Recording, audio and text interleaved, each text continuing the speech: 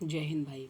देखिए, ये यूपीएसआई वाली सीरीज़ चल रही है ना, यूपीएसआई जो अभी अपकमिंग एग्ज़ाम है 2025 वाला है ना, ये जो बैच एसआई का, इसके लिए हम लोग लगातार जो है ना 15 क्वेश्चन के माध्यम से पूरी मैथ को कवर करने की कोशिश कर रहे हैं और आप लोग देख भी रहे हैं। और यकीन मानिए, जो लोग इसको पूरी कंप्लीट करेंगे, पूरी मैथ उनकी कंप्लीट हो जाएगी। और मैथ में अगर 40 क्वेश्चन आते हैं, वो 40 में 40 पूरा करके आएंगे। और ये बहुत ही वाइटल रोल प्ले करेगा आपकी, ठीक है ना, आपके स्कोर में। तो चलिए फिर सीधा ना तैयार करिए आप लोग, और हम लोग बिना बातें करे वो चलते हैं। और आप लोग जितने भी भाई, इसके पहले के 2 वीडियो मैं पहले बना चुका हूँ, वो 2 वीडियो जिसने नहीं दे रखे वो भी देख लीजिए। उसमें बहुत इंपॉर्टेंट क्वेश्चन करा रखे हैं हमने, ठीक है ना। सारे क्वेश्चन प्रीवियस ईयर हैं, ठीक है ना। और बिल्कुल आसानी से चलेंगे, थोड़ा कॉन्सेप्ट भी समझते चलेंगे ना। परेशान ना होइएगा कि बीच में थोड़ा सा कॉन्सेप्ट बताने लगते हैं, तो वो अच्छे से समझिए, ठीक है ना। क्योंकि जब तक कॉन्सेप्ट नहीं समझ में आएगा तो कुछ नहीं, सवाल लगाने का कोई फ़ायदा नहीं। चलिए ठीक है ना, तो ज़्यादा बातें नहीं करते हैं, सीधा चालू करते हैं। ओके, है ना। देखिए, मैंने जितने भी क्वेश्चन ले रखे हैं, लगभग 15 16 क्वेश्चन हैं। तो मैं पहले क्वेश्चन से चालू करता हूँ, ठीक है ना। तो सभी का भाई पहले, सबसे पहले वेलकम। और आप लोग भी पहले के अगर वीडियो नहीं देखे हैं तो आप लोग देख लीजिए जाके, ठीक है। और हम लोग चलते हैं। चलिए फर्स्ट क्वेश्चन देखिए, लिखा है दो महत्तम समा एक सेकंड जरा।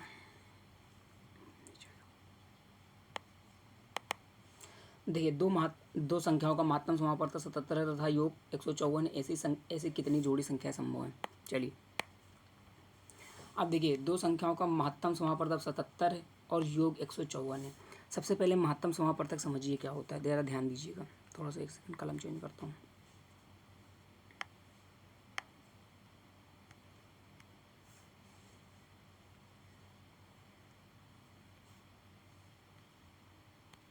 देखिए, जैसे देखिए, महत्तम समापवर्तक क्या होता है। मान लीजिए जैसे एक 4 है, 8 है, अगर इनका मैं एचसीएफ निकालना चाहूँ तो भाई इनका एचसीएफ क्या होगा। एक ऐसी संख्या, एक मतलब महत्तम समापवर्तक जो सबसे ज़्यादा इसमें कॉमन हो। जैसे 4 है तो 4 8 को हम क्या लिख सकते हैं, 4 गुणा 2 लिख सकते हैं कि नहीं। तो यहाँ पे देखिए 4 कॉमन आ रहा है कि नहीं आ रहा। तो ये इनका एचसीएफ है, हाईएस्ट कॉमन फैक्टर, जो सबसे बड़ा इन दोनों में कॉमन है, उसको क्या कहा जाते हैं, एचसीएफ कहा जाता है। लेकिन ये जो 2 बचता है, या फिर जो एक एक्स्ट्रा चीज़, जैसे एक और उदाहरण में ले लीजिए। जैसे मैंने ले लिया 12 ले लिया, और हमने ले लिया 27। अगर मैं इनका एचसीएफ निकालूंगा तो इनका एचसीएफ क्या होगा, ये कितना होगा, 3 चक्को 12, है ना। और ये 3 9 27 हो जाएगा कि नहीं हो जाएगा। अगर मैं इनका एचसीएफ निकालने की कोशिश करूँगा तो इनका एचसीएफ तो 3 ही है, ठीक है ना। जो सबसे ज़्यादा बड़ा पार्ट कॉमन होता है, तो इनका एचसीएफ कितना हो जाएगा, 3। तो हम, आई होप आप लोग एचसीएफ समझ गए होंगे। समझिए, अब जरा गौर से देखिए, इसमें एचसीएफ क्या होता है। जैसे देखो, इसमें 3 कॉमन हो गया कि नहीं हो गया। मान लीजिए 12 और 27, 12 और 27 दो संख्याएं थी, इनका एचसीएफ 3 था। तो अगर मैं एचसीएफ को एच मान लेता हूँ, क्या मैं मान लेता हूँ, एचसीएफ को इनमें मैं एच मान लेता हूँ, तो ये संख्याएं क्या हो जाएंगी, ये संख्याएं 4H, इसको मैं 4H और इसको क्या लिख सकता हूँ, 9H लिख सकता हूँ। क्यों, H की जगह 3 है कि नहीं, H की जगह 3 है कि नहीं। यहाँ 3 रख दूंगा, यहाँ 9 3 27 हो जाएगा, यहाँ 3 रख दूंगा, 4 3 12 हो जाएगा। तो HCF और ये हमेशा आपस में क्या होते हैं, को प्राइम होते हैं। मतलब अगर HCF के टर्म में आपने दो संख्याओं को लिख लिया, तो जो बचेगा मल्टीपल में, वो हमेशा को प्राइम होते हैं। को प्राइम का मतलब होता है उसमें कुछ भी कॉमन नहीं होता है। जैसे 4 और 9 में देखिए कुछ भी कॉमन नहीं है। तो ठीक है ना, आई होप समझ गए होंगे कि मैंने क्या समझाया है। कि अगर दो संख्याओं को एचसीएफ के रूप में लिखेंगे, पहले कैसे लिखेंगे, एचसीएफ के रूप में, तो उसमें जो संख्याएं उनके मल्टीपल में बचती हैं, उनके कुछ भी कॉमन नहीं रहता है। तो मान लीजिए दो संख्याओं का महत्तम समापवर्तक 77 है। अगर भाई महत्तम समापवर्तक 77 है, यानी एचसीएफ कितना है इनका, 77। तो अगर वो दो संख्याएं क्या रही होंगी, वो संख्याएं 77x और 77y मान लीजिए संख्याएं ये हैं, ठीक है भाई। क्योंकि 77 तो इनका क्या है, 77 इनका एचसीएफ है। तो मान लीजिए ये संख्याएं क्या है, 77x और 77y है। चलिए मैं थोड़ा इसको हटा के दोबारा बताता हूँ, ठीक है ना। सॉरी भाई, चलिए देखिए, दो संख्या का महत्तम सवाल देखो। तो एक संख्या क्या मान लेंगे हम लोग, 77x मान लेंगे। दूसरी संख्या को क्या मान लेंगे, 77y मान लेंगे, ठीक है ना। और ये जो x और y है, इसमें अब कुछ भी कॉमन नहीं बचा हुआ है। इस x और y हमेशा को प्राइम है।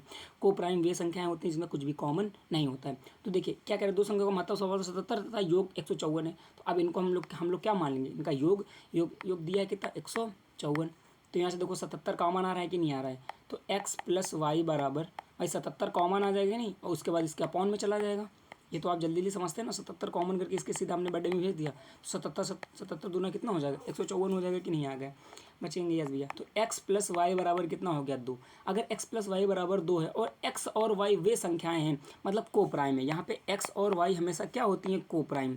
को प्राइम का मतलब होता है जिसमें कुछ भी कॉमन नहीं है, जिसमें कुछ भी कॉमन नहीं है। तो अब हमको x प्लस वाई यहाँ पे ऐसा रख रख के चेक करना होगा कि वो इस 2 को फॉलो करेगी। तो वही बता रहा है ऐसे कितनी जोड़ियाँ संभव हैं। इसके पहले मैंने जस्ट कॉन्सेप्ट बताया ना। अब देखिए समझिए, मैं अगर x को 1 रख लूँ तो y को 1 रख सकता हूँ कि नहीं रख सकता हूँ, तब तो 1 1 2 हो जाएगा, बचेंगे यस भैया हो जाएगा। अच्छा देखिए, x को मैं 0 नहीं रख, अगर 2 कैसे ला सकता हूँ मैं, x को क्या 0 और 2 रख सकता हूँ क्या, कभी नहीं रख सकता। क्यों, अगर भाई मैं x को ये कभी नहीं रख सकता, क्यों, अगर मैं x को 0 रख दूंगा तो एक संख्या जो हमने 77x मानी है वो 77 इंटू 0 हो जाएगी, यानी संख्या तो 0 हो जाएगी, तो संख्या एक ही बची ना। लेकिन वो क्या क्या कह रहा है, ऐसे 2 संख्याएं हैं, तो भाई इसमें 0 और 2 नहीं रह सकते, 2 और 0 यानी x का मान 2 y का मान 0 भी नहीं रह सकते। तो ऐसा सिर्फ एक ही पॉसिबल केस है कि इनका जो x का मान 1 होगा, y का मान भी 1 होगा। मतलब ये संख्या यहाँ 1 रख देंगे, यहाँ 1 रख देंगे, यानी 77x और 77y संख्या क्या है, 77 ही है दोनों, है ना। योग 154 है। ऐसे कितनी जोड़ियाँ संभव, सिर्फ एक जोड़ी ही पॉसिबल है, बाकी कुछ नहीं रख सकते हैं हम लोग। आई होप बिल्कुल अच्छे से समझ में आया होगा। अब हम लोग चलेंगे आगे, ठीक है ना। चलिए नेक्स्ट सवाल।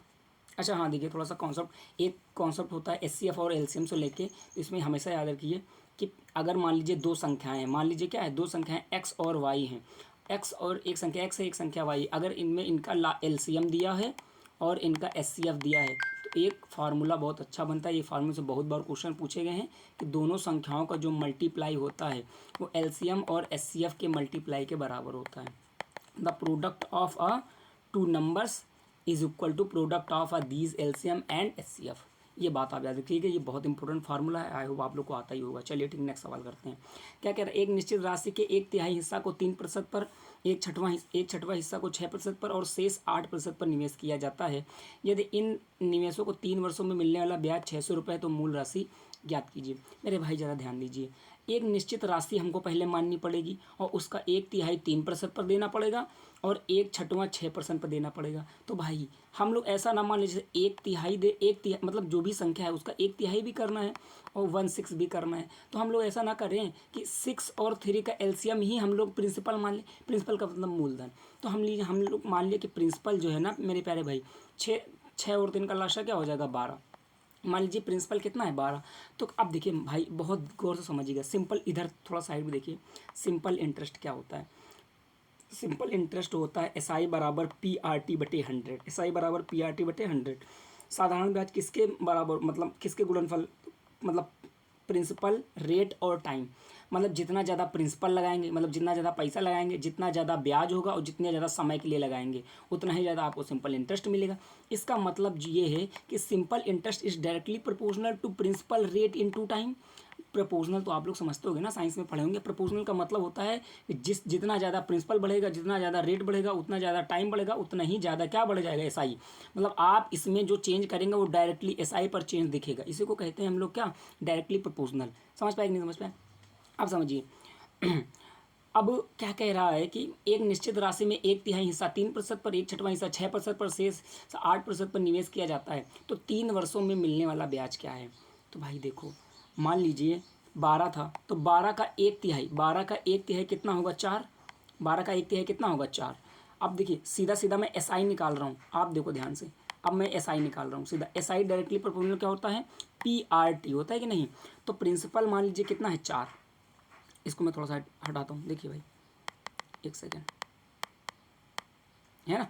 तो अब सीधा मैं एसआई निकाल के सीधा पूरा पूरा जोड़ूंगा। तो 3 वर्ष, सब में 3 वर्ष हैं।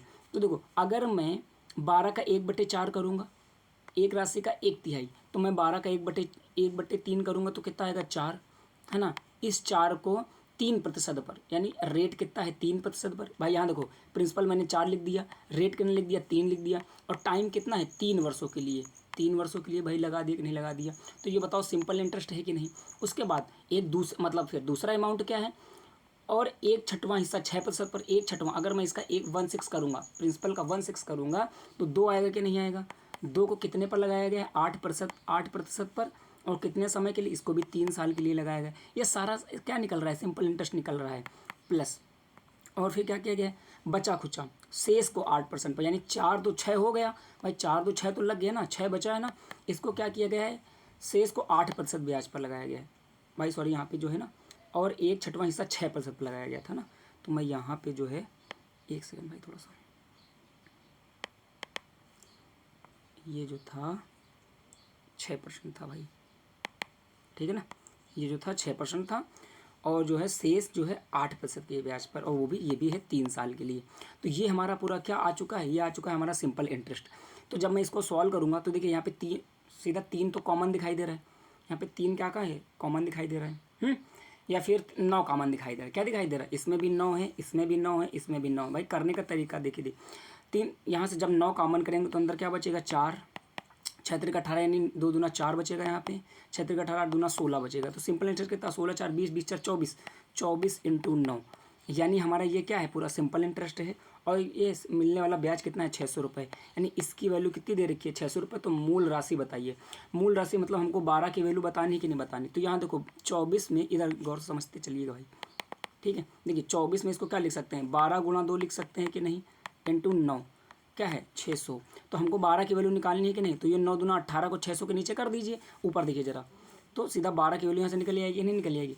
तो क्या कर देंगे हम लोग, 600 बटे 9 दूनी 18, ठीक है ना। अब सीधा सीधा भाग कराएंगे तो कितना आएगा, 6 से काटिए, 6 त्रिक 18, कितना आ जाएगा भैया, 6 त्रिक 18, और 3 से काटेंगे तो कितना आ जाएगा, 33.33 एक आसपास। लेकिन ज़रा गौर करिए, यहाँ पे जो है हमने सब भाई आर बटे परसेंटेज नहीं लगाया ना, तो इसमें काहे से गुणा कर भाई। देखिए रेट तो नीचे 100 में चलता है कि नहीं चलता, रेट नीचे 100 में चलता है, तो यहाँ इसके नीचे भी 100 आता, इसके नीचे भी 100 आता, इसके नीचे भी 100 आता।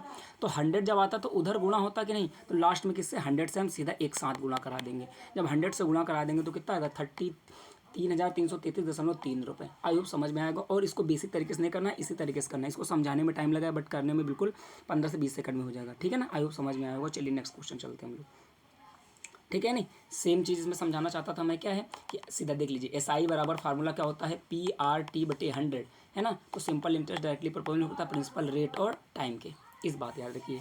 चलिए नेक्स्ट सवाल, 6 सवाल क्या है, कर्नाटक का रेशम उत्पादन केरला के रेशम उत्पादन से 100%, कर्नाटक का रेशम उत्पादन केरला के रेशम उत्पादन से 100% अधिक है। केरल के आधे रेशम उत्पादन को कर्नाटक के रेशम उत्पादन के प्रतिशत के रूप में दर्शाइए। समझिए, पहले कर्नाटक है ना, तो कर्नाटक को मैं KT लिखता हूँ, केरला को KR लिखता हूँ, ठीक है। क्या कह रहा है, कर्नाटक का रेशम उत्पादन केरला के रेशम उत्पादन से 100% अधिक है। 100% का मतलब क्या होता है, 100% का मतलब होता है एक, कि मतलब कर्नाटक का रेशम केरला के रेशम उत्पादन 100%, यानी केरला का अगर एक है तो एक का 100% एक ही होगा, तो एक में एक जोड़ेंगे कितना आ जाएगा, 2। यानी कर्नाटक का अगर एक है तो सॉरी केरला का एक है तो कर्नाटक का कितना होगा, 2। अब देख लीजिए इससे 100% ज़्यादा है कि नहीं ज़्यादा है, समझ गए भाई। अब बच्चे देखिए क्या है, प्रतिशत अधिक है। केरल के आधे रेशम उत्पादन को, अगर मैं केरल में भाई देखिए, एक का आधा करना थोड़ा मुश्किल नहीं है, 0 पॉइंट, चलिए कोई बात नहीं, सीधा पॉइंट आधा कर लीजिए। क्या कह रहा है, केरल के आधे रेशम उत्पादन, तो केरल का आधा करिए, यानी एक का आधा कितना होगा, 0.5, ठीक है ना। कर्नाटक के रेशम उत्पादन के प्रतिशत के रूप में दिखाइए, तो कर्नाटक में है कितना, तो 2। अब प्रतिशत अगर प्रतिशत निकालना है तो 100 से गुणा करा के सीधा क्या लगाते हैं, परसेंटेज लगाते हैं। बहुत इजीली सॉल्व करेंगे, पॉइंट हटेगा, 0 आ जाएगा, नहीं आ जाएगा, 20 25 और 5 5 कितना आ गया, 25%, कितना आ गया, 25%। और ये बहुत अच्छा सवाल है। चलिए नेक्स्ट सवाल चलते हैं, ठीक है ना। नेक्स्ट सवाल कौन सा था, ये सवाल देखिए, यस देखिए थोड़ा DI आ गई है। क्या कह रहा है, यदि कोई व्यक्ति एक हफ्ते में एंटासिड की 32 टेबलेट खाता है तो साल में होने वाले उसको खर्चे में प्रतिशत बढ़ोतरी कितनी होगी। समझिए भाई, क्या कह रहा है, एंटासिड की ये दवाइयाँ हैं, मौजूदा मूल्य कितना है, 1.5 रुपये, संशोधित मूल्य कितना है, 2.5 रुपये। अब एक बात समझिए, एंटासिड की दवाई पहले 1.5 रुपये की मिलती थी, अभी 2.5 रुपये की मिल रही है। अब एक बात समझिए, कोई व्यक्ति एक हफ्ते में जो है कितनी 32 टेबलेट खाता है कि नहीं खाता है। अब देखिए कितने हफ्ता होते हैं, 52 हफ्ता और एक या फिर 2 दिन होते हैं एक्स्ट्रा। भाई एक साल में 52 हफ्ता होते हैं और एक दिन एक्स्ट्रा होता है, लेकिन अगर लीप वर्ष है तो 52 हफ्ता 2 दिन एक्स्ट्रा होते हैं। लेकिन आप समझ लीजिए, अच्छा देखिए, हमको जब परसेंटेज में ही सॉल्व करना, हमको जब परसेंटेज में ही सॉल्व करना है तो मैं सीधा ये 32-38 हफ्ता की मैं बात क्यों करूँगा। देखो एक बात समझो, क्या कह रहा है कि एक साल में होने वाले खर्चे में कितना परसेंट बढ़ जाएगा। तो मेरे प्यारे भाई एक बात समझो, मान लीजिए अभी एक 1.5 रुपये की चीज़ है, ठीक है ना, वो 52 हफ्ते तक खाएगा। एक हफ्ते में एंटासिड की 32 टेबलेट खाता है 52 हफ्ते एक साल में हो जाएंगे, और एक हफ्ते में कितने खाता है, 32 टेबलेट खाता है। तो मतलब यानी ये मान लीजिए उसका ये खर्चा है कि नहीं है, एक साल का ये खर्चा है कि नहीं। भाई देखिए 32 टेबलेट खाता है एक हफ्ते में, और 52 हफ्ते होते हैं एक साल में, और 32, भाई एक दो दिन उसको इग्नोर करो, एक दो दिन इग्नोर करो, ठीक है ना। ये 32 टेबलेट खा रहा, एक हफ्ता हो गया, और हर एक के टेबलेट के 1.5 रुपये है। तो समझिए अब संशोधित मूल्य कितना हो गया, अब 2.5 रुपये की वही चीज़ मिलने लगी, 2.5 की मिलने लगी। लेकिन अभी भी तो 52 और 32, मतलब 52 हफ्ता है और एक दिन 32 खाएगा एक हफ्ते में, तो ये देखो सीधा सीधा कट रहा है कि नहीं कट रहा।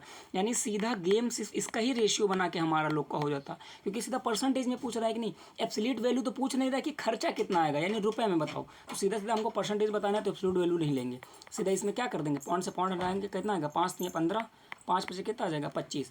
यानी पहले अगर 3 रुपये का खर्चा आता था तो अभी कितने का आ रहा है खर्चा, 5 रुपये का, यानी 2 रुपये बढ़ गए कि नहीं बढ़ गए। तो 3 की चीज़ 5 क्योंकि 2 रुपये बढ़ गए, 2 रुपये बढ़ गए कितने पर, 3 पर। और परसेंटेज बताना है तो 100 लगा के से गुणा करा देंगे, तो कितना होता है 66 पॉइंट, है ना भाई। 1/3 होता है 33.33%, तो 2/3 कितना 66 पॉइंट के आसपास। यानी इसका आंसर क्या आएगा 66 से ही 2/3%। ठीक है ना, आई होप समझ में आएगा। देखिए जब भी कभी सिर्फ परसेंटेज ही पूछा हो तो एब्सोल्यूट वैल्यू सॉल्व नहीं करते, इस बात को बहुत ध्यान से रखिए। ये नहीं कि आप इसको सॉल्व कर रहे हैं, इसको सॉल्व कर रहे हैं, फिर इसका घटा रहे हैं उसके बाद कर रहे हैं, नहीं नहीं, हमको जब परसेंटेज ही सॉल्व करना है तो हम लोग एब्सोल्यूट यानी एग्जैक्ट वैल्यू सॉल्व नहीं करेंगे, सीधा सीधा परसेंट मतलब सीधा इसका रेशियो लेंगे और गेम को खत्म कर देंगे, आगे चलेंगे।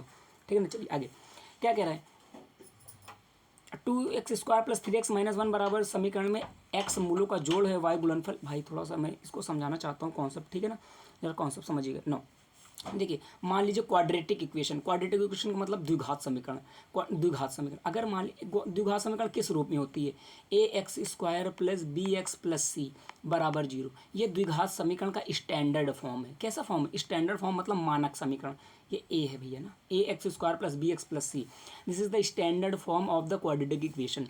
ओके अब समझिए, मान लीजिए इसका मैं एग्जाम्पल अगर लिखना चाहूँ तो ये मान लीजिए x² + 4x + 4 बराबर 0। तो ये कैसी एक समीकरण है, द्विघात समीकरण है। द्विघात समीकरण मतलब क्वाड्रेटिक इक्वेशन, एक ऐसी इक्वेशन जिसमें अधिकतम पावर 2 होती है, उसको हम लोग द्विघात समीकरण कहा जाता है। समझ गए भाई। अब समझिए इसमें क्या होता है, इसकी जो मूल कहता है, मूल का मतलब होता है रूट।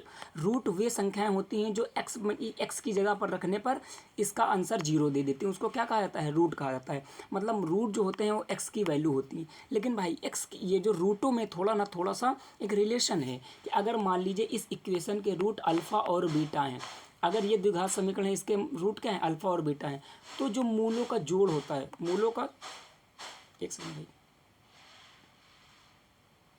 एक सेकंड भाई पेन, अगर इसके मूल अल्फ़ा बीटा है तो फिर क्या है, मूलों का योगफल क्या होता है। तो इसके लिए देखिए मूलों का योग होता है अल्फ़ा + बीटा बराबर -b/a, और मूलों का गुणनफल कितना होता है, अल्फ़ा बीटा बराबर c/a। बस इतना छोटा सा कॉन्सेप्ट है, आप सभी लोग याद रखेंगे कि अगर कोई द्विघात समीकरण दिया है ना, तो उसके मूलों का योगफल क्या होगा, अल्फ़ा + बीटा बराबर -b/a, मूलों का गुणनफल होगा c/a। देखिए हमने फिर क्या बता दिया कि रूट क्या होते हैं, रूट वे चीज़ें होती हैं जो अगर एक्स में इसकी वैल्यू रख दी, मतलब एक्स अगर यहाँ वाई होता तो वाई में वैल्यू रख देते हैं। रूट वे होते हैं जो उस द्विघात इक्वेशन को सेटिस्फाई करें, यानी अगर उसमें वो वैल्यू रख दिया जाए तो बराबर में 0 दे दे। ठीक है ना, ये बात समझ में आई। अब आई होप आप लोग समझ गए होंगे द्विघात समीकरण क्या होता है, मूलों को योगफल भी जानेंगे, मूलों को गुणनफल भी जानेंगे। ठीक है ना, सीधा सीधा सवाल करते हैं। चलिए आइए क्या कह रहा है, यदि द्विघात समीकरण के लिए एक्स जो है मूलों का जोड़ है, तो समझिए सबसे पहले एक्स ए पहले निकालेंगे तो भाई 2x² + 3x - 1, इसकी कंपेरिजन करते हैं ax² + bx + c बराबर 0 से करेंगे कि नहीं करेंगे।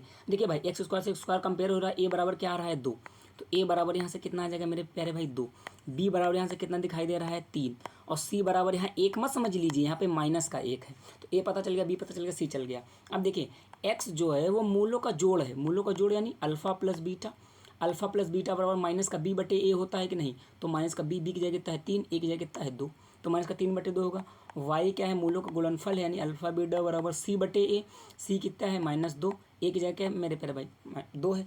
तो अब क्या निकालना है, x + y का मान निकालना है ना, तो x + y का मान कैसे निकलेगा, x + y का मान -3/2, y का मान कितना है -1/2। जब इनको सॉल्व करेंगे तो कितना आएगा -4/2, 2 से 2 कट जाएगा यानी -2 आंसर आ जाएगा। ठीक है ना मेरे प्यारे भाई, समझ पाए कि नहीं समझ पाए, बहुत बढ़िया। चलो आगे चलते हैं, है ना 10वां सवाल। ठीक है 10वां सवाल क्या कह रहे हैं, देखिए, एक आदमी 60 रुपये प्रति लीटर के हिसाब से स्पिरिट खरीदता है, उसमें पानी मिला दिया और बाद में फिर 75 रुपये प्रति लीटर के हिसाब से बेच दिया। इस सौदे में उसका मुनाफा 37.5% है, तो स्पिरिट का पानी से अनुपात क्या होगा? भैया बहुत ध्यान से देखिए, प्रति लीटर के हिसाब से। एक बात इसको मैं एलिगेशन से करूँगा, काहे से करूँगा, है ना, एलिगेशन से करूँगा। अब एक बात ध्यान दीजिए, देखो 60 रुपये प्रति लीटर जैसे लिखा हुआ है, 60 रुपये प्रति लीटर, तो एक बात याद रखना, ये क्या दिया है, रुपए प्रति लीटर का मतलब होता है ये रेट दिया है कि नहीं दिया है, तो इसके जो अपॉन में होता है, अगर मैं 60 रुपये प्रति लीटर पे एलिगेशन लगाऊंगा तो इसके जो अपॉन में होता है मेरे प्यारे भाई, उसका रेशियो आता है। और आप लोग जान रहे होंगे कि देखो स्पिरिट का भाई, स्पिरिट का पानी से अनुपात ही तो पूछ रहा है मेरे प्यारे भाई। बचेंगे यस भैया बिल्कुल सही। तो हम लोग क्या है 60 में बिल्कुल इजीली हम लोग क्या लगा सकते हैं, एलिगेशन लगा सकते हैं। एलिगेशन कहाँ लगता है कि अगर भाई रुपए बट लीटर है, अगर इसमें एलिगेशन लगाएंगे तो ये जो नीचे दिया है लीटर, इसका क्या आएगा, इसका अनुपात आएगा। समझ पाए कि नहीं समझ पाए, समझ गए होंगे भाई। अब समझिए, एक आदमी 60, तो स्पिरिट मैं इधर लिखता हूँ, इधर मैं लिखता हूँ पानी। क्या करें, 60 रुपये प्रति लीटर के हिसाब से स्पिरिट खरीदता है, तो यहाँ मैं लिख दूंगा 60। उसमें पानी मिला है, अरे भाई पानी तो 0 रुपये में मिलेगा ना, पानी तो फ्री है, बिस्लरी के तो डालेगा नहीं, ठीक है ना। तो जीरो है मतलब 0 रुपये प्रति लीटर। इसको रुपये प्रति लीटर मैं अब यहाँ बार बार नहीं लिखूंगा, रुपये प्रति लीटर, ठीक है ना, रुपये प्रति लिख दे रहा हूँ, ठीक है ना। तो मतलब जब इन पे एलिगेशन लगेगा तो लीटर यानी लीटर का रेशियो आएगा, मतलब कि स्पिरिट और पानी के लीटर का रेशियो बताएगा, और वही तो बता रहा है, यही पूछ रहा है।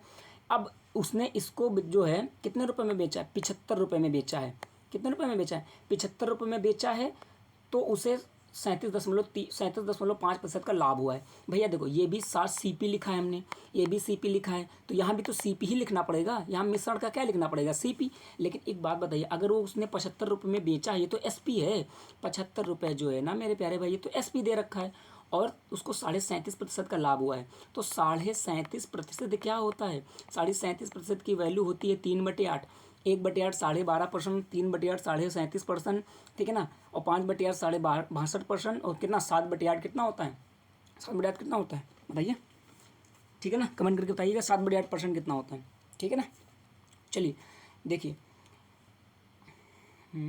75 है। अब समझो, यानी 8 की वैल्यू कितने में बिकी है, 11 में, यानी ये भैया 11 की वैल्यू दी है भाई। 37.5% का मतलब क्या होता है, 3/8, यानी 8 रुपये की चीज़ होगी, उस पर 3 का लाभ हुआ होगा, तो 8 3 11 में बिकी हुई कि नहीं। लेकिन हमको तो CP चाहिए, तो 8 की वैल्यू चाहिए, तो 8 की वैल्यू यहाँ से कितनी निकलेगी, 75/11 × 8, ये हमारा क्या निकल आया है, ये निकल आया है CP। तो अब यहाँ इजीली हम लोग लिख देंगे कि नहीं लिख देंगे, यानी 75 × 8/11। अब हम लोग इस पर क्या लगा देंगे, एलिगेशन लगा देंगे।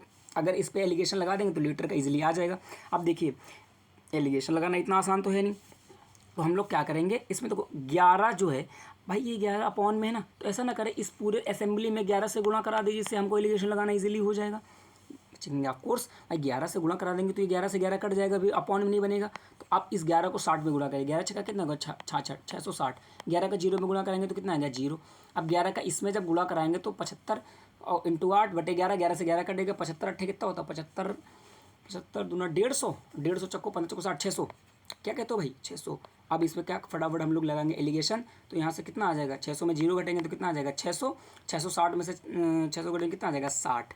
जैसे फटाफट रेशियो लेंगे कट गया कि नहीं, 600 दाम 60 दाम 600, यानी 10:1, मतलब कितना है, 10:1, यानी स्पिरिट कितना है 10, पानी कितना है 1, है ना। तो 10:1 का अनुपात आएगा मेरे भाई। आप आई होप समझ में आएगा, पर हमने ये भी बता दिया एलिगेशन कहाँ लगेगा, ठीक है ना। अब देखो इसको आप लोग समझा करो, ठीक है ना, ये समझ लीजिए, और आई होप भाई कॉपी में थोड़ा सा इसको लिख लीजिए कि एलिगेशन कहाँ पे लगता है, जब एलिगेशन लगाते हैं तो किसका रेशियो आता है, ठीक है ना। ये थोड़ी ना सीधा सिर्फ एलिगेशन, हाँ कि एलिगेशन नाम की कोई चीज़ होती है, ये पता ही नहीं कर पा रहे एलिगेशन लगाएगा कहाँ। आई हो अब समझ में आएगा एलिगेशन लगता कैसे लगता है। अगर भाई देखो यहाँ पे ये CP है, ये भी CP है, तो हमको CP निकाला यहाँ से। अब यहाँ 75 सीधा आप लिख देते तो गड़बड़ हो जाता है, क्योंकि भाई वो तो SP है। तो भाई एलिगेशन सेम चीज़ों पर लगता है, और एलिगेशन जब लगाया जाता है तो ये जो अपॉन में होता है उसका रेशियो आता है, ठीक है ना। आई होप समझ गए होंगे। आगे चलते हैं बिना टाइम वेस्ट करे। 11 नंबर सवाल देखिए क्या कह रहा है, AB का क्यूब रूट का मतलब AB की पावर 1/3 बराबर 5, इन लोगों को A + B का मान नहीं हो सकता। चलिए बहुत ध्यान से देखिए, AB अगर क्यूब रूट है इधर 1/3 बराबर 5 है ना। तो एक बात को समझिए भाई, अगर दोनों तरफ से मैं क्यूब कर दूं, अगर मैं दोनों तरफ से क्या कर दूं क्यूब, तो ये 3 हट जाएगा इजीली। अगर मैं दोनों को से क्यूब कर दूंगा 5 की पावर 3, अब देखो ये 3 से ये 3 कट जाएगा कि नहीं आ जाएगा, यानी ए बी बराबर 5 का क्यूब कितना होता है 125, 125 होता है कि नहीं।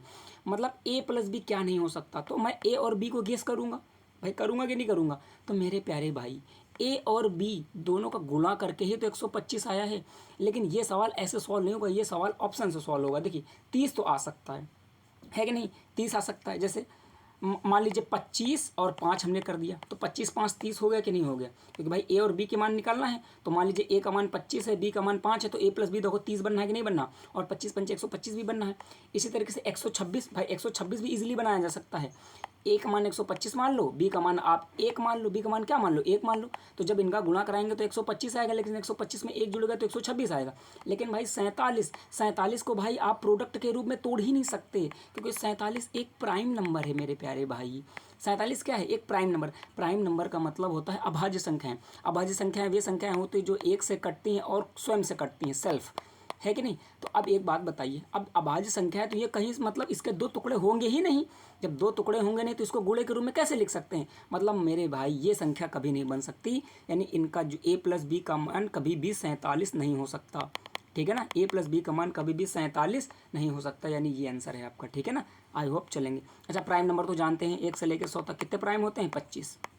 1 से लेकर 50 तक कितने प्राइम होते हैं 15। 50 से लेकर 100 तक कितने प्राइम होते हैं 10, है ना। ये सारी चीज़ें छोटी छोटी बातें आप लोग हमेशा याद रखेंगे, ठीक है ना। चलिए, और एक बात, सबसे छोटा प्राइम नंबर क्या है 2। 2 ही एकमात्र ऐसा प्राइम नंबर है जो सम है, और बाकी इस दुनिया में जितने भी प्राइम नंबर है सारे विषम है ना। छोटी छोटी बातें बताता चलता हूँ भाई, ठीक है ना। यही देखिए, यही क्वालिटी है भाई इस सीरीज की, कि सारे जो है इसमें सारी इंपॉर्टेंट चीज़ें आप लोग को बता देंगी। थोड़ा टाइम लगेगा लेकिन भाई बताऊँगा सारे, ठीक है ना। चलो, है ना। तो 2 आ गया। सबसे अगर पूछा जाए 2 अंकों की सबसे छोटी, तो 2 अंकों की सबसे छोटी प्राइम नंबर कितनी होती है 11। 2 अंकों की सबसे बड़ी प्राइम नंबर 97, और 3 अंकों की सबसे छोटी प्राइम नंबर 101। 3 अंकों की सबसे बड़ी, भाई 3 अंकों की सबसे बड़ी 997। समझ पाए कि नहीं समझ पाए। तो ये छोटी छोटी बातें याद रखिए। कभी कभी सीधा क्वेश्चन पूछता है कि 3 अंकों की सबसे बड़ी प्राइम नंबर और 2 अंकों की सबसे छोटी प्राइम नंबर के गुणनफल क्या होगा, तो सीधा सीधा इनका गुणा कराएंगे। जब पता होगा तब तो गुणा कराएंगे। तो ये सारी चीज़ें आप लोग अपनी कॉपी में लिखिए और याद करिए, ठीक है। चलिए नेक्स्ट 12, जल्दी चलेंगे भाई हम लोग। 6 सेंटीमीटर व्यास वाले धातु की एक गेंद को पिघलाकर 3 गोलाकार गेंदे में ढाला जाता है। इन नई गेंदों में से दो का व्यास 3 सेंटीमीटर 4 सेंटीमीटर, तो तीसरी गेंद का व्यास ज्ञात कीजिए। भाई बहुत देखिए, बहुत अच्छा। देखिए एक बात समझिए, सबसे पहले देखिए, जब भी कोई एक बड़ी चीज़ को तोड़कर छोटी छोटी शेप में बदला जाता है, छोटे छोटे शेप में बदला जा सकता है। गोले को तोड़कर शंकु भी बनाया जा सकते हैं। गोले को तोड़कर क्या बनाए जा सकते हैं, शंकु बनाए जा सकते हैं, है ना। गोले से हम लोग लंबवर्ती बेलन भी बना सकता है, मतलब एग्जामिनर ये भी कह सकता है। लेकिन इसमें से जब कोई सी चीज़ को तोड़कर कोई चीज़ दूसरी चीज़ बनाई जाती है तो क्या चीज़ बराबर रहता है, उनका आयतन समान रहता है। क्या समान रहता है मेरे प्यारे भाई, आयतन समान रहता है। थोड़ा मैं इसको हटाता हूँ, उनका क्या समान रहेगा, आयतन समान रहेगा। चलो, अब समझो, 6 सेंटीमीटर व्यास वाले धातु की एक गेंद थी, तो सबसे पहले आयतन तो बताओ कितना होता है। तो सबसे पहले गोला, स्फीयर, वॉल्यूम ऑफ स्फीयर, है ना, यानी गोले का आयतन। तो मैं सीधे से स्फीयर आयतन लिख रहा हूँ, वॉल्यूम, स्फीयर का वॉल्यूम SV लिख दिया। स्फीयर का वॉल्यूम कितना होता है 4/3 पाई आर क्यूब। जिसको फार्मूला नहीं याद होगा भाई फिर तो कैसे होगा, 4/3 पाई आर क्यूब। अब एक बात बताइए, एक बड़ी बॉल थी, इधर नीचे देखो जरा, एक बड़ी बॉल थी, इसको तोड़ के छोटी छोटी गेंदें बनाई गई हैं, छोटी छोटी गेंदें बनाई गई हैं, यानी इनका आयतन और इन छोटी बॉलों का आयतन ही तो बराबर होगा। एक बात समझो, तो समझो बड़ी गेंद का आयतन कितना होगा 4/3 पाई आर क्यूब, ठीक है ना। अभी क्या है, छोटी छोटी कितनी, इसमें नई गेंदों को कितनी गेंदें बनाएंगी, 3 बनाई गई है ना। तो पहली गेंद का आयतन कितना होगा 4/3 पाई R1 का क्यूब, फिर 4/3 पाई R2 का क्यूब, फिर 4/3 पाई R3 का क्यूब। एक बात आप समझो, 4/3 पाई इधर है, 4/3 पाई इसमें भी, 4/3 पाई इसमें भी, 4/3 पाई इसमें भी, यानी अगर इन तीनों से मैं 4/3 पाई कॉमन करके इससे काट दूंगा तो सीधा सीधा फार्मूला क्या बचेगा, मतलब आगे सवाल क्या बचेगा, R क्यूब बराबर R1 का क्यूब, R2 का क्यूब और R3 का क्यूब। बताओ ये बनेगा कि नहीं बनेगा। अगर भाई मैं इसमें 4/3 ऊपर से कॉमन करके काट दूँ तो यही तो बचेगा कि नहीं बचेगा, बचेगा। यस भैया बचेगा। देखिए R क्यूब क्या आ जाएगा, ये रेडियस है बड़े वाले की। अगर 6 सेंटीमीटर व्यास है तो इसकी जो त्रिज्या हो जाएगी कितनी हो जाएगी, 3 हो जाएगी कि नहीं हो जाएगी। या फिर ऐसा समझो, बहुत ध्यान से समझाऊंगा, देखो ध्यान से। अगर 6 सेंटीमीटर व्यास है तो त्रिज्या कितनी हो जाएगी 3, यानी 3 का क्यूब बराबर R1 का इस नई गेंदों में से पहले का व्यास कितना है 3 है, तो व्यास तो त्रिज्या कितनी हो जाएगी 3/2 का होल क्यूब प्लस R2 जो कितना है व्यास कितना है 4 सेंटीमीटर है, तो कितना हो जाएगा भाई बताइए। अब एक बात बताइए, इसको मैं रेडियस में क्यों सॉल्व कर रहा हूँ, जब तीसरी गेंद का हमको व्यास ही बताना है ना, तो सीधा सीधा मैं ये ना कर लूँ।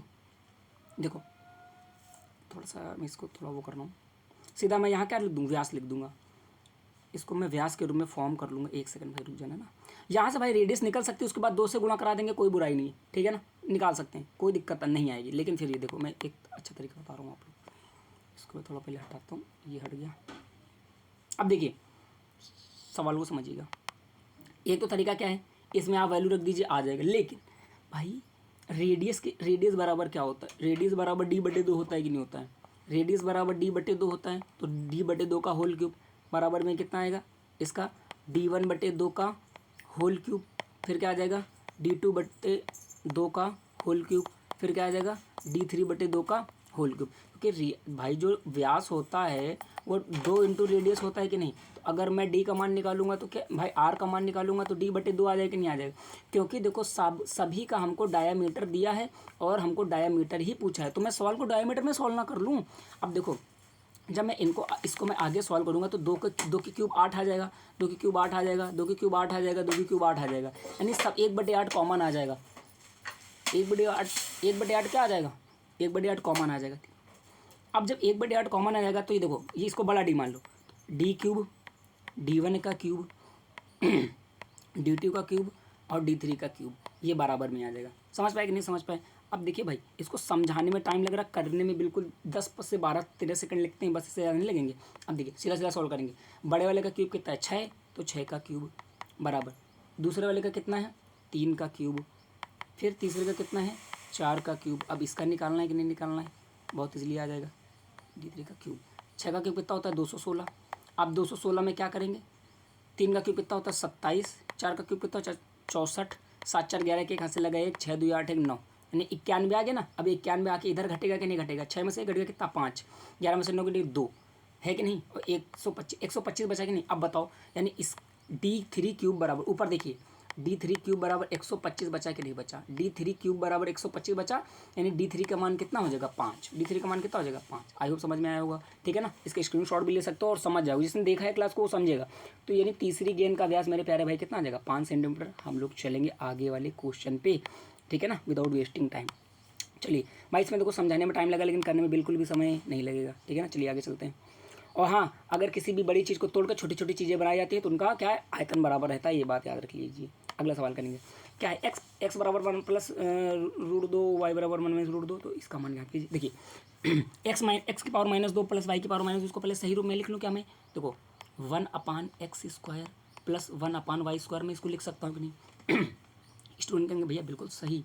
इधर देखो अब इसको मैं इधर गुणा कराऊंगा, इसको इधर गुणा कराऊंगा तो क्या आ जाएगा y² प्लस x² बटे x² y², है ना। अब जरा भाई इसका स्क्वायर करेंगे तो क्या आएगा 1 का स्क्वायर 1, √2 का स्क्वायर 2 प्लस क्या आ जाएगा 2 √2, बोलो यानी 3 प्लस 2 √2 आएगा कि नहीं आएगा, इसका 3 प्लस √2 2 √2, ठीक है।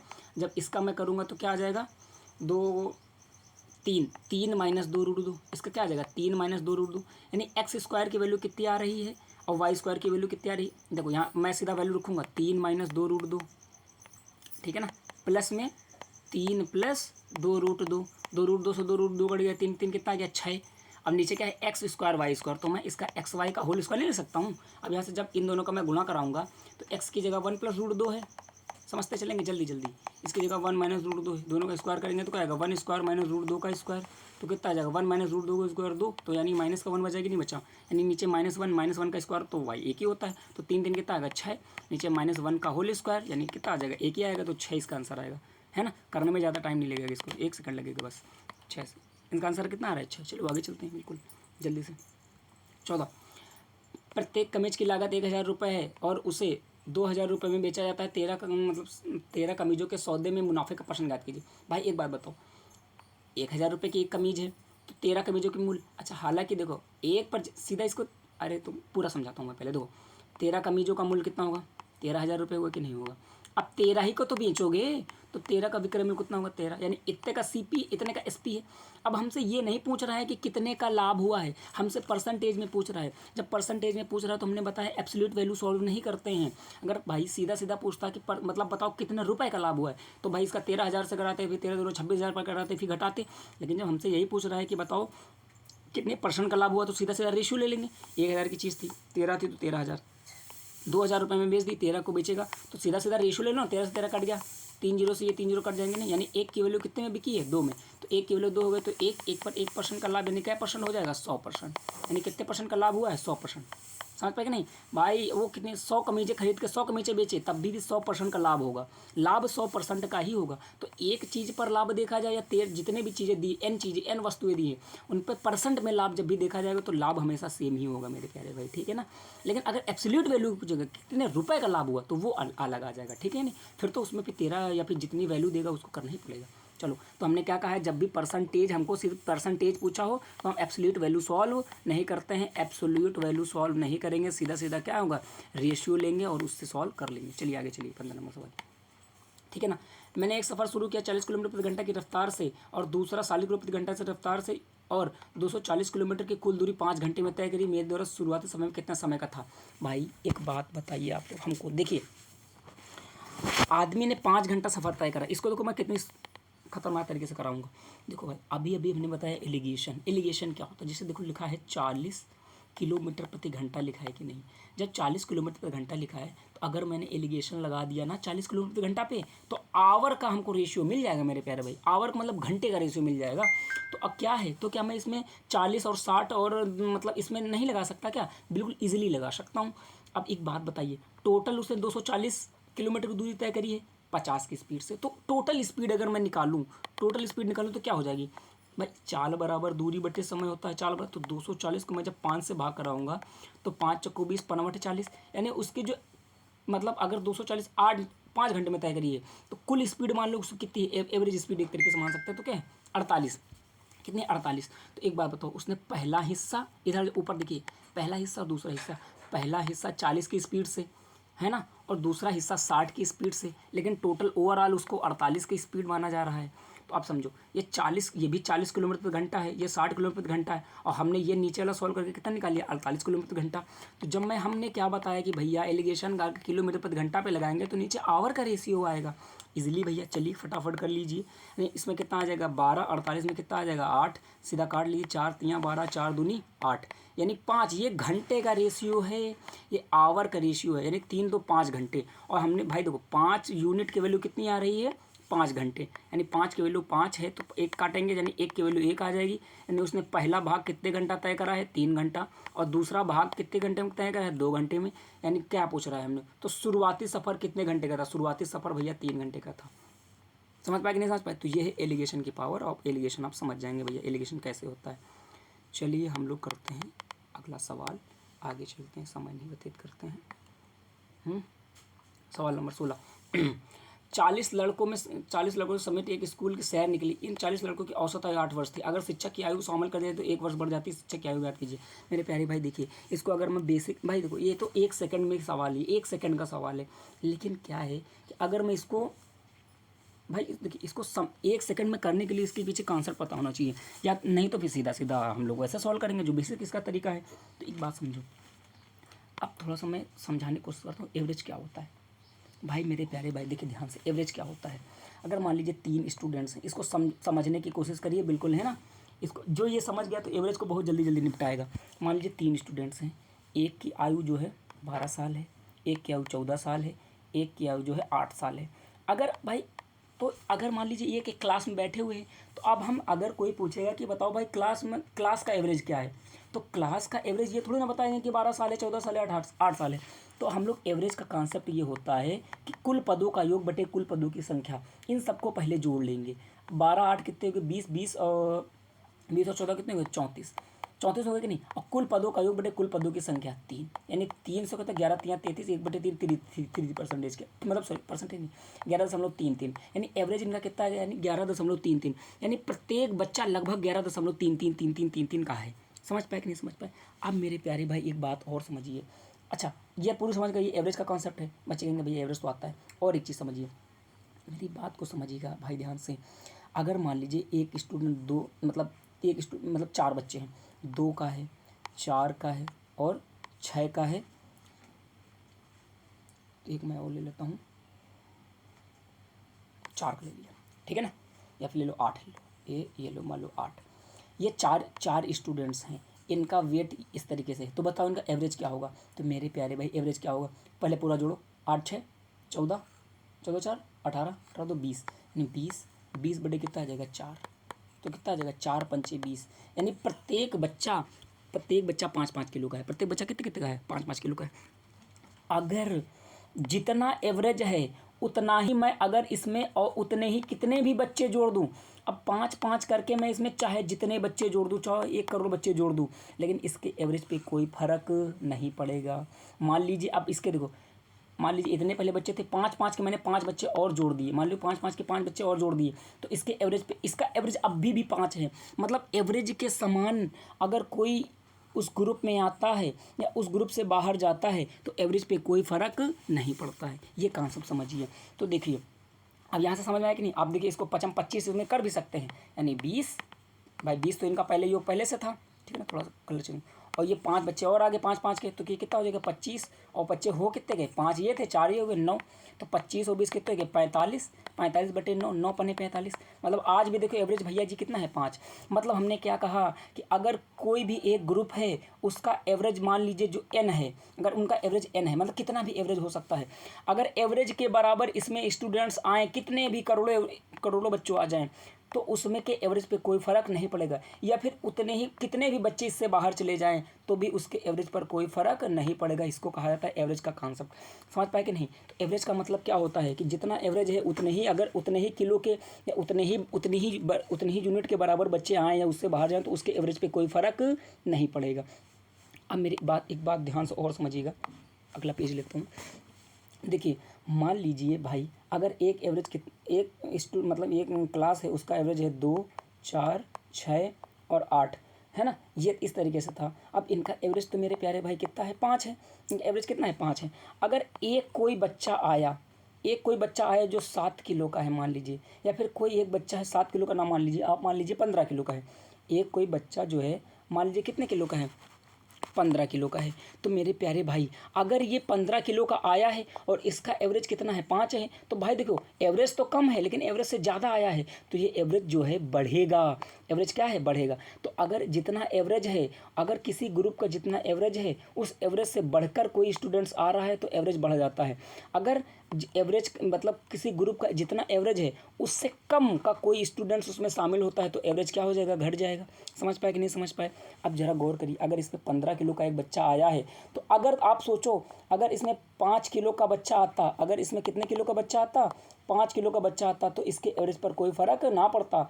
लेकिन 15 किलो का आ गया यानी ये 10 किलो ज़्यादा लेके आया है कि नहीं, 10 किलो ज़्यादा लेके आया है। अगर ये 10 किलो ज़्यादा लेके आएगा तो ये सब में बटेगा। किस में बटेगा सब में बटेगा। कितने लोग हो गए 1 2 3 4 5, 5 लोग हो गए कि नहीं, तो 5 दूनी 10, यानी एवरेज मेरे प्यारे भाई अगर 5 था तो अब एवरेज कितना हो जाएगा 2 बढ़कर 7 हो जाएगा। ये बहुत धाकड़ कॉन्सेप्ट है, एक बात याद रखिए, ठीक है ना, बहुत धाकड़ कॉन्सेप्ट है।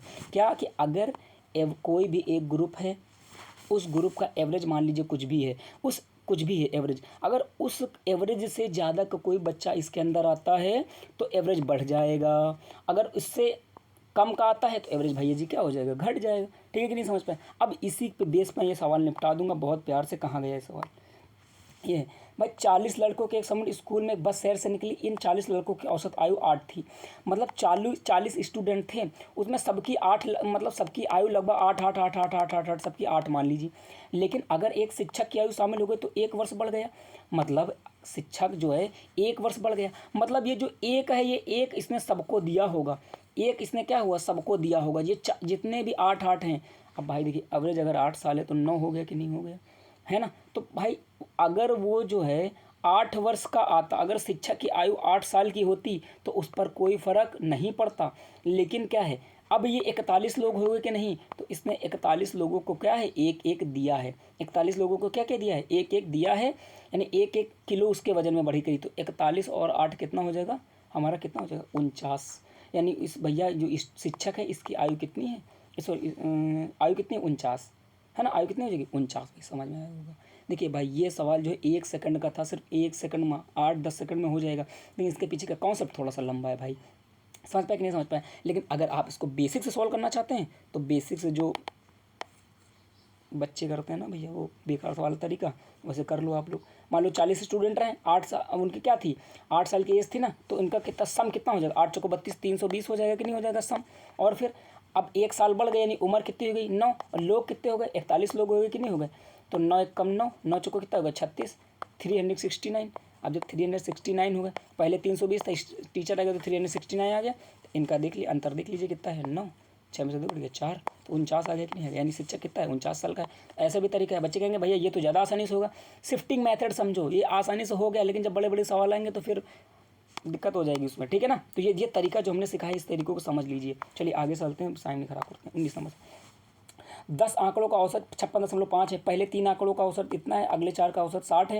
यदि 8वां आंकड़ा 9वां आंकड़ा 10वां आंकड़ा से कम है तो 8वां आंकड़ा ज्ञात कीजिए। एक बात बताओ, अगर 10 आंकड़ों का औसत 56.5 है तो 10 संख्याओं, अब इन्हीं 10 आंकड़ों का योग कितना होगा, योग कितना होगा, तो योग का अगर इसमें से गुणा करा दे, 56.5 को 10 से गुणा कराएंगे तो 565, यानी 565 योग होगा।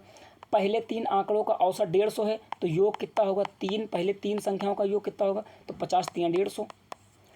अगले 4 का औसत 4 है तो 3 का योग 4 का योग, तो अगले 4 का योग भैया जी कितना होगा 6 चौक 24 240, है ना, यानी 4 3 7 संख्या तो हो रही। अब जो 3 संख्याएं बची हैं कौन सी, 8वां 9वां और क्या बचा 10वां, तो इनका एक बार देख लो योगफल कितना बचा है। तो 240 में जब 150 जोड़ोगे तो कितना आ जाएगा 250, 300 400 400 में 390, क्या कहते हो भाई 390, ठीक है ना। अब 565 में से 390 घटाइए तो 400, यानी 175, क्या कहते हो फटाफट देखो जोड़ना घटाना भाई, फटाफट करा करो, ठीक है कि नहीं 175, यानी अब जो है इन 3 संख्याओं का योगफल कितना बचा है 175 बचा है। बच्चे कहेंगे जल्दी 175 बचा है, क्या कह रहा है 8वां आंकड़ा 9वें से 10 कम है और 10वें से 6 कम है। एक बात बताओ, ये जो 8वां आंकड़ा है 9वें से 10 कम है, तो 8वां आंकड़ा याद कीजिए। अगर 8वां आंकड़ा को मैं x मान लूँगा, 8वां आंकड़ा 9वें से 10 कम है, या तो ये कह लो कि 8वां आंकड़ा 9वें से 10 कम है, या फिर ये कह लीजिए 9वां आंकड़ा 8वें से 10 ज़्यादा है। अरे भाई दोनों बात एक ही तो है। अगर हमने कह दिया कि मेरे पास तुमसे 2 रुपये कम है, तो आप ये भी तो कह सकते हैं कि आपके पास हमसे 2 रुपये ज़्यादा हैं, तो मैं उल्टा सोच लिया हमने, ठीक है ना। अब समझिए ये आंकड़ा जो 8वां आंकड़ा है ये 10वें आंकड़े से 6 कम है, अगर ये 6 कम है यानी 10वां आंकड़ा इससे 6 ज़्यादा है, यानी x + 6, यानी इन तीनों का जोड़ ये है। तो अब इनका सम है कितना 175, तो कितना 3x आ जाएगा कि नहीं आ जाएगा 3x भाई, 1 सेकंड भाई पेन बंद हो गया, है ना, ये कितना आ जाएगा 3x, और ये कितना होगा 16 और 6 10 और 6 कितना होगा 16, जब उधर 16 घटाएंगे तो 175 में से 16 घटाइए, है कि नहीं, तो 175 में पहले 15 घटाइए, तो 15 घटाएंगे तो कितना आ जाएगा 160, ये तो 159 आ जाएगा, है कि नहीं। तो 3x, तो x बराबर कितना आ जाएगा 3 × 5 = 15, 3 × 3 = 9, यानी x बराबर कितना है 53, यानी जो इसका 8वां आंकड़ा है कितना है 53 है भाई। बहुत ही सवाल, आगे चलेंगे, समय नहीं बर्बाद करेंगे, 20वां नंबर सवाल जल्दी जल्दी करेंगे भाई। अगर जब किसी संख्या को 17 से विभाजित किया जाता है तो शेषफल 6 आता है, उस संख्या को 17 के स्क्वायर से विभाजित किया जाए तो शेषफल कितना आएगा। फटाफट करते हैं भाई, थोड़ा सा एक कॉन्सेप्ट समझो। अगर किसी संख्या मान लीजिए, कोई संख्या मान लीजिए r है, कोई संख्या r है, अगर उसको हमने 2 से विभाजित किया और अगर रिमाइंडर कितना आया, मान लीजिए n रिमाइंडर आया, रिमाइंडर का मतलब शेषफल n आया, तो अगर r स्क्वायर को हम लोग उसी 2 से भाग कराएंगे भाई, 2 से भाग कराएंगे तो उसका जो रिमाइंडर आएगा ना मेरे प्यारा भाई n स्क्वायर आएगा। ये छोटी सी बात है कि अगर किसी संख्या को किसी संख्या से भाग कराया जाता है, अगर n आता है मतलब शेषफल, तो अगर इसको स्क्वायर को अगर उससे भाग कराएंगे तो उसका शेषफल कितना आएगा, उसी का स्क्वायर आता है। अब इसी पे बेस पे ये सवाल, इसको निपटा देंगे फटाक से। 17 से विभाजित किया जाता है तो शेषफल 6 आता है, जब इसके वर्ग को इस मतलब 17 से विभाजित करेंगे तो शेषफल 6 का स्क्वायर कितना आना चाहिए 36। भाई पहले शेषफल 6 रहा तो अभी शेषफल कितना आना चाहिए 36। लेकिन भाई आप बताओ 17 से डिवाइड करा है तो शेषफल कभी 36 आ सकता है क्या, नहीं आ सकता। 17 को अब अभी जो है 17 इसमें इसको फिर से भाग कराएंगे, क्यों भाई शेषफल कभी भी जो है उससे बड़ा नहीं हो सकता, ठीक है ना, जिससे जिसमें भाग दे रहे हैं। तो जो 17 से काटेंगे ना तो 17 17 17 दूना 34 तो चला जाएगा कि नहीं, 34 चला जाएगा और 2 रिमाइंडर बच जाएगा। तो नहीं, ये रिमाइंडर इसका कितना आ जाएगा 2 आ जाएगा, रिमाइंडर कितना आ जाएगा 2, यानी 2 बच जाएगा, ठीक है कि नहीं समझ पाए। हमने क्या कहा भाई, जब भी कभी स्क्वायर किया जाए तो रिमाइंडर होता है उसका स्क्वायर ही आता है, तो 17 से भाग करा दे कितना आ गया 2। इस बात को आप लोग समझ गए होंगे। आगे चलेंगे 21 नंबर सवाल। 4 अंकों के बाद सबसे छोटी संख्या ज्ञात कीजिए। जैसे 10, 12, 15, 20, 24, 30 से विभाजित करने पर शेषफल 9 9 बचता हो। मेरे प्यारे भाई, अगर शेषफल 9 बचता है, अगर ये शेषफल इसमें से घटा दिया जाए, अगर ये इधर बहुत बढ़िया कॉन्सेप्ट समझो। मान लो एक तरीका ये है का, मान लीजिए अगर हमने कहा कि 37 को 3 से डिवाइड, सॉरी 37 को जो है 3 से डिवाइड करने पर, 37 को 3 से डिवाइड करने पर 1 बचता है। 37 को 3 से डिवाइड करने पर 1 शेषफल बचता है। वैसे बचता भी है, बताओ 1 बचता है कि नहीं बचता। तो अगर ये शेषफल इसमें मैं घटा दूं तो क्या ये संख्या 3 से पूरी डिवाइड हो जाएगी? बच्चे कहेंगे यस। अगर शेषफल को घटा दिया जाए तो वो संख्या 3 से पूरी डिवाइड हो जाएगी। यानी अगर 9 शेषफल बच रहा है तो सब में अगर मैं 9 9 घटा के चेक करूँगा, सब में 9 घटाऊँगा और फिर सबसे डिवाइड कराऊँगा तो वो संख्या पूरी कट रही होगी। अगर मैं इसमें 9 से घटाऊँगा भाई ना, आप समझो कि 1073 में अगर आप 9 घटा रहे होंगे तो कितना आएगा? 1064 आएगा कि नहीं? क्या ये संख्या 10 से कटती है? नहीं कटती है। 1087 में अगर 9 घटाएंगे, आप 9 घटाएंगे तो भी वो संख्या 10 से नहीं कटेगी। 1080 में अगर 9 घटाएंगे ना मेरे प्यारे भाई तो 1071 आएगा। तो क्या ये 10 से कट रही? क्या नहीं कट रही? ओनली ये एक संख्या है 1089। आप इसमें 9 घटा दीजिए, 1080 आएगा। 1080 देखो 10 से भी कट रहा होगा, 12 से भी कट रहा होगा, 15 से भी कट रहा होगा, 24 से भी कट रहा होगा, 30 से भी कट रहा होगा। यानी हमारा यही एक आंसर है। ऑप्शन से ये 1 सेकंड में हो जाएगा, ऐसे करेंगे तो ये बहुत लंबा जाएगा।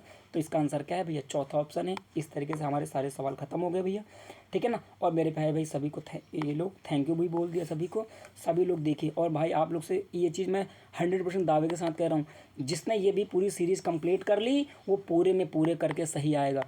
और अप्रोच यही रखिएगा जिस तरीके से मैं समझा रहा हूँ। अप्रोच, सवाल को जल्दी जल्दी सॉल्व करने की अप्रोच रखिए। धीमे धीमे सवाल सॉल्व नहीं करते, धीमे धीमे करोगे तो बाकी सारी चीज़ें छूट जाएंगी। जल्दी जल्दी करने की कोशिश करिए, धैर्य बनाए रखिए, ठीक है ना। लगातार मेहनत करिए और ठीक है ना, आप लोग पक्का अच्छे से अच्छा करके आएंगे, ठीक है ना। चलिए अब हम लोग ज़्यादा समय व्यतीत नहीं करते हैं, ज़्यादा समय हो जाता है फिर आप लोग देखते नहीं हो। चलिए ओके बाय, थैंक यू। जितने भी इसके पहले की क्लासें नहीं देखी हैं सारे लोग क्लासें देख लीजिए, ठीक है ना। वो भी बहुत अच्छी अच्छी क्लासें हैं। तो 3 क्लासें मैंने पहले भी अपलोड कर दी, वो भी देख लो। और ग्रुप डी वाले भी एक अपलोड कर दी, वो भी ग्रुप डी के सवाल को हल्के में मत लेना, वो भी बहुत अच्छे सवाल होते हैं, उसको भी करिए। और 2 जो करा दिया उसको भी करिए, ये वाला तो कर ही रहे, ठीक है ना। और लगातार ये क्लासें आते रहेंगी, ठीक है भाई। थैंक यू, आप सभी लोग देखिए, ठीक है, ओके भाई, धन्यवाद।